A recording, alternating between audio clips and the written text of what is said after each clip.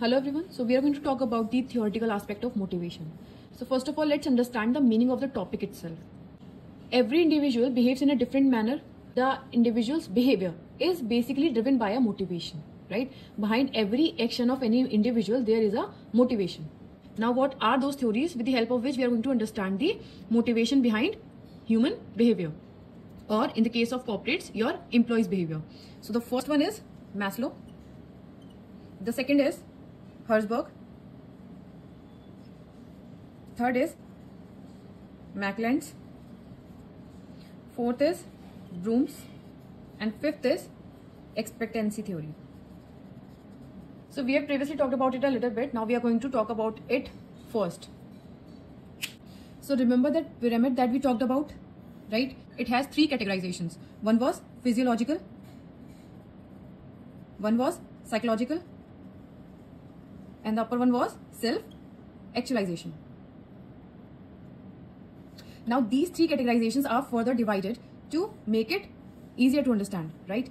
Now these two, first and second, are the categorizations of physiological need. These 3 and 4th is the categorization of physiological need, right?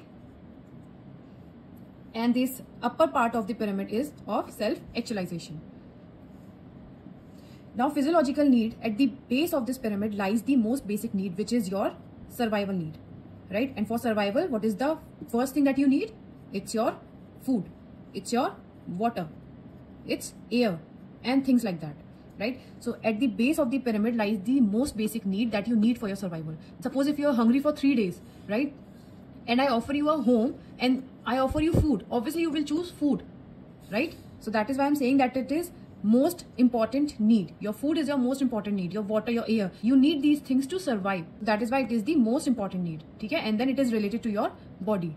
That's why it's a physiological need. At the second level lies your safety.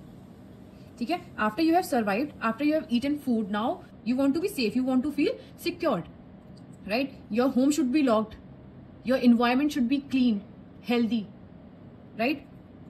Your environment, your security, all these things lies at the second level of your need. Okay?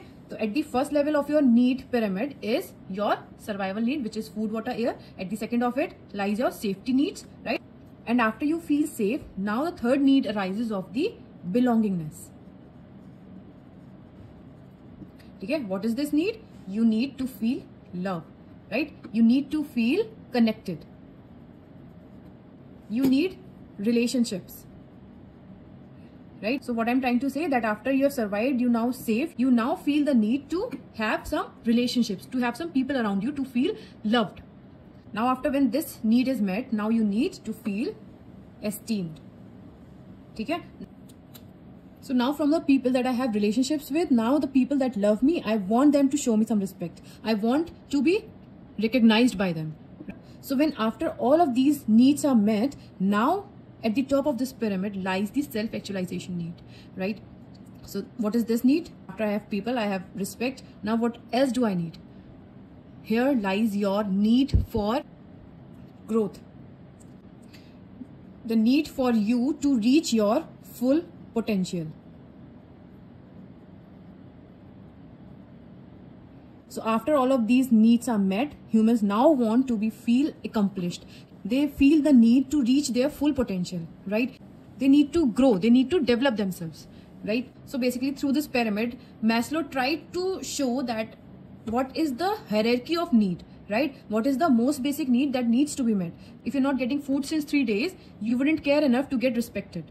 So this is the hierarchy that Maslow suggests that motivates human behavior, right? You can make strategies according to this. Now let's just try to understand this through an example. Say you are a manager and you have an employee named, say Aisha. Aisha is now getting a fair salary with the help of which she is able to get her food, right? So her basic survival need is met. Now after it, you provide her a healthy environment and a health insurance through which she feels safe and secured in your organization, right? Now comes the third need. You are inviting her to lunch. You are including her into group projects. So here her third need is met. Now to meet the fourth need of hers, you are providing her promotion, right? Or you are maybe giving her a Employee of the Month reward, right? According to her performance, you are now making her feel recognized. And to meet the fifth need of hers, say you are handling her a new project where she feels that she is learning something new, where she feels that she is growing in your organization. So what we are trying to say that this pyramid actually helps you understand that how you are going to meet your employees' need so that they can feel motivated, satisfied and productive.